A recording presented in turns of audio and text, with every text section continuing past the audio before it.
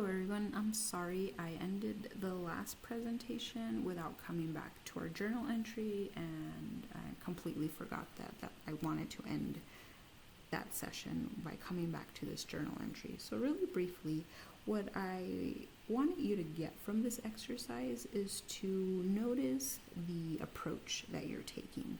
So when you appealed to your roommate or whoever you were thinking of as you were writing this conversation or this discussion, what language did you use? How did you open the conversation? Did you right away take like an aggressive stance and talk to that person and point out the differences that you both share, or were you a little bit more understanding? Was your approach to try to build common ground? And so those are tactics that I think will be helpful when you start drafting essay number 2, where you'll think about language, think about tone, think about your approach.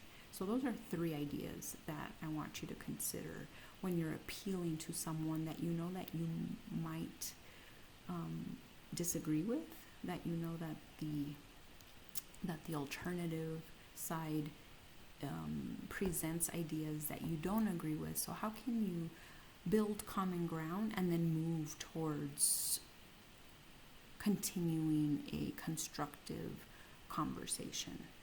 And so with this exercise, I hope that you took the approach of appealing to your roommate or your partner, whoever you share this room with, and trying to be understanding and sensitive. So for example, me, I'm the person that has the neater room, and if my roommate was messy, I don't think I would start off the conversation by being aggressive or by pointing out faults or thinking of the messiness as a flaw, even though I do think that, but I don't think that would be helpful in creating change. So maybe I would think about the person's schedule and talk about how busy they are and say that I understand because I'm busy as well, so it is hard to keep up with the cleaning and the chores. So, but then I would talk about how I approach the situation and how maybe I break up my chores so they don't add up. And maybe I would appeal to that person in that way, start building common ground with them and offer some advice on how they can be a little bit neater. I might also take the approach of telling them why I feel so uncomfortable in a messy room, and maybe they could start understanding me a little bit more, and then maybe we can work towards a solution that works for both of us. Like, what am I willing to